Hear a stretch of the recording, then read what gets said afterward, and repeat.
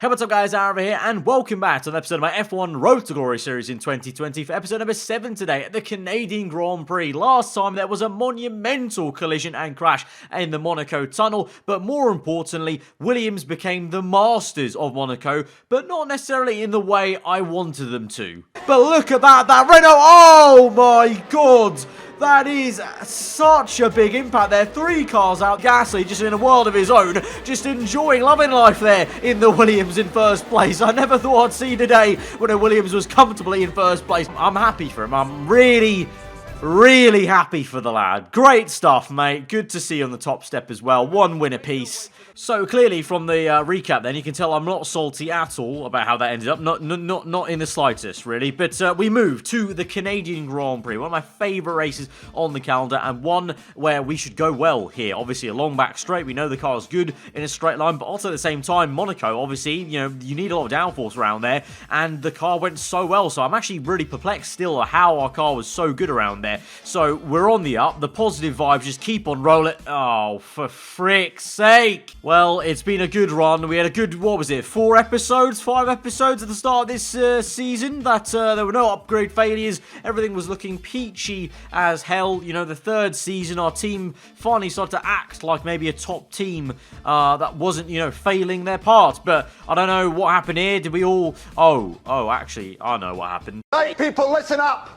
It's a fucking lockdown. You know what? You can't fault them. You can't make an ECU from home. That's fair enough. Stay safe. Stay back at home in quarantine and lockdown. It's best for all of... Oh, for frick's sake. Nah, scratch what I just said. This is unacceptable. We're no longer the best team on the grids, and therefore, this is just no... What's the marketing team going to do now? They're already printed out all the bloody posters saying we're first place. We can't put them around the Canadian GP circuit now. The entire Williams propaganda machine is now fully just come to a halt because of this. I honestly don't think it could get any... Oh, you have got to be having me on. Right, let's start this stupid lap then in the rain. It's going to go real well. It's going to be real fun into turn 1. We're actually... Oh, hold on. We're actually... Oh, no, we're going down the order. I was going to say for a brief blinkering moment, we were in P1. We're now down to P9, P12 as it is by the end of the lap then. So really, yes, from the heights of Monaco, we go back down to a midfield team, it would seem, as Leclerc is out in pole position, it would seem, for Ferrari. And as we go towards the line, where it's only P13 for us. My God, that was bad. That's pretty disappointing, but we can turn it around tomorrow. I really hope so. I really hope so, Jeff, because from a lofty 1-2, it's... Gasly's actually done pretty well. Oh, can this man annoy me anymore? Alright, it's race day then. It's very dark and gloomy here. Thankfully, no rain will be coming today. It should get sunnier by the minute, basically, once we get going. But hopefully this isn't a sign of things to come for us, basically. Some pathetic fallacy. Hopefully not. But we need to do well in this race. You know, we've been beaten, you know, like I mentioned at the end of the last episode, you know, Gasly's beaten us to the coveted first podium of the season. We got the first win, to be fair, but he got the win at the Monaco Grand Prix. That's a very prestigious Grand Prix to get. He led the first 1-2 for the team in its history here in the Road to Glory series, so we need to catch him up. P13, frankly, is embarrassing compared to P5, so, you know, we need to make a charge. It's going to be dry. You can see it's going to get sunnier. It is going to get sunnier towards the end, so we've got no excuse. In theory, in the dry, the car should easily have the pace to make up the order. Gasly's in that P5. I think minimum we should be aiming for the top 5 every single race now in this car, so here we go to make up for lost time in qualifying. 5 red lights to the Canadian Grand Prix, and we're underway. It's a good start initially. Raikkonen, though, with an even better one on the right. Bottas slow, though, into turn 1. Going to try and go down the inside there. Just narrowly missed the rear end tyre of Dan Ricciardo. Up into P11, though, trying to find our way around the outside of Albon. Doesn't work out, though. Instead, have to try and look behind and make sure we squeeze out Bottas on the right there. Meanwhile, further ahead, it looks like Gasly hasn't made up any time. We're not lost it either, but it's crucial if he's going to be stuck then behind the top 4 that we try and close up as fast as we can. You can see it's all kicking off here. The two McLarens side by side, that is Lando Norris and Carlos Sainz. So we close up to Albon there in this train. Can we make a move? There's a gap on the left. We're going to go for it down the inside of 1-2 cars there. The Haas and the Mercedes have been got, and we're now in the sandwich of the Haas of Hulkenberg and Ricciardo. Just about make it through on the left with a tyre on the grass up into P9. A crucial dive bomb move there. And now you can see, I mean, look at this speed difference here. The close speed, no DRS there, but it looks like we have it activated, but we definitely do not on lap 1. But nip to the inside there, and we're up into P8 already there. So this is more like it. This is the true pace of the car, and immediately on the very next lap there, on the back straight, closing up to the first of the two McLarens here, with a mega battle with Carlos Sainz last time at the Monaco Grand Prix, and in general, in the last at least 2 seasons, the McLaren team has been kind of main rivals to the Williams team. So here we go now, trying to make the move. Sainz doesn't leave us too much room there, and we just find the space to make it work on the right. I almost thought he was going to shove us onto the grass for a moment as we pull through on the right there. We made it work up into P7, and now already on the back of Lando Norris by the time we get through to the hairpin of lap number 3. Now DRS will be activated, so this should be a very, very simple pass. DRS open there. I mean, just look at the close. It's like he's almost on 50% throttle compared to us, and so we're easily up into P6, and now getting on the back of Pierre Gasly, who is still stuck in P5 there. So like I said, made up, you know, in terms of using that time when he's stuck behind the top 4 in this kind of DRS train, which is a classic case on this game. We're up into P6, so, you know, we've made use of that period of time in the race where he's stuck there. But now it's time to try and force a move, and if he can't get past, it's time for us to try and get past these cars up ahead. But first we have to actually overtake Gasly himself. Now, last episode at Monaco, I was hoping we could catch him and have a battle on track for the race win there. Maybe that battle has had to be postponed to now, because here we go on the left hand side. He's got DRS as well though, and outbrakes us into the chicane. We're now neck and neck through the chicane, and he's so close to the wall of champions there. He's going to squeeze us towards the left. He's still very much there, got his nose alongside us. We have to stick to the inside line. He goes the long way around, lock up from us. It's so close on the right hand side. Bit of contact made. We have to go on the left. We've gone a little bit wider. Gasly gets the acceleration. He's got the jump on us. He's got the better line on the inside, but we're going to try our best to hang it round as he cuts the curve kind of awkwardly there. Leaves us the room though. Fair play, but he gets very close indeed. Some more contact made. So close to the wall. The rear end steps out. Double lock up from us. Bit more contact. It's all getting very frosty. We've somehow kept the car going in a straight line there, but this is it. This is the real battle for the first time. Williams v Williams this season in a decent car. We never really had this with Robert Kubica in seasons 1 and 2, but here we go. We've sent it on the outside. Somehow found the space on the left there, but we're through, but not for too long, because Gasly comes back at us. We're defensive on the inside, and he's going to try it on the left. Doesn't work out. And now look at that, the McLaren very cheeky there of, I think that's Lando Norris, to try and get down the inside, but Gasly shoves him off the road into the grass there. Got the DRS on me, but we're actually going to come in on this lap for the pit stop. So hopefully, here's hoping they're awkwardly also try that as we dive into the pit lane. Thankfully, Sainz and Gasly will continue on. It's Norris that comes in with me there, so those two will start scrapping away. So maybe we can get the jump on Gasly here in the pit stop with the undercut, but also if he's also fighting Sainz for that entire in-lap of his, we strap on the set of yellow wall medium tyres to end this Grand Prix. But what a titanic battle that has been so far with Gasly, and I think it may just continue a little bit more, because there's no way we're going to be too far off each other, even if I do manage to get a decent undercut on this lap. But there's a bit of traffic and trouble up ahead, potentially 2 by 2 there up ahead, and there's a massive crash, and the Renault's in the wall.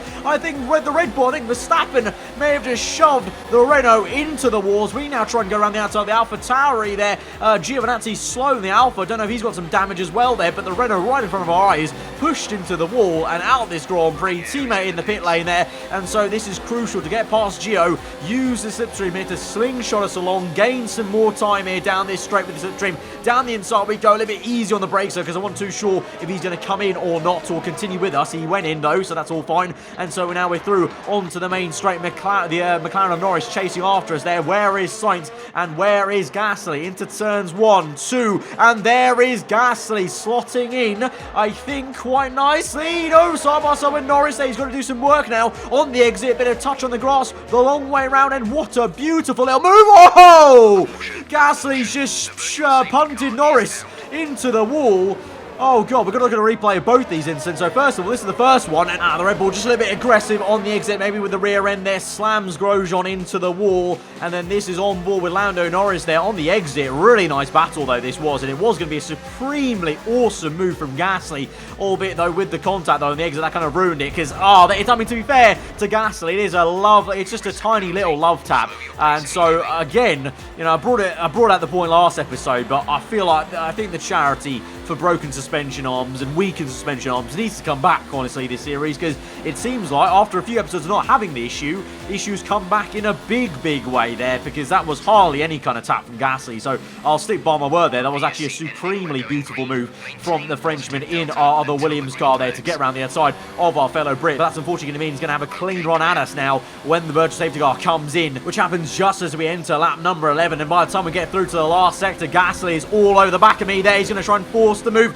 on the outside there. We go defensive to the inside, lock up on the front right. So close between our front left and front right tyre there. Gasly there getting a bit bargy, and he shoves us onto the grass. And so now this 3-4 lap battle is getting properly heated there, and it's turning into exactly what I thought would be the case from the get-go when Gasly came into the team at the start of this season. We have a look on the outside, not worked out, but Gasly's a little bit compromised on that line. We just about keep the car in a straight line there as the rear end really gets out of shape there, as Verstappen sets the fast lap of the GP. We're nowhere near that lap time as myself and Gasly are just fighting so hard here. It's almost, we don't even care about the position in this case. It's more just pride for the sake of it, at least from my side here. He's beaten me at Monaco, led the prestigious 1-2, so this is now just for the sake of pride in the team of being the #1 driver here, I guess, on track. And so once again, on the back straight, we go for the move, this time darting to the inside then with DRS, but Gasly makes a great move to get back around the outside. How's he done that in the brake zone there?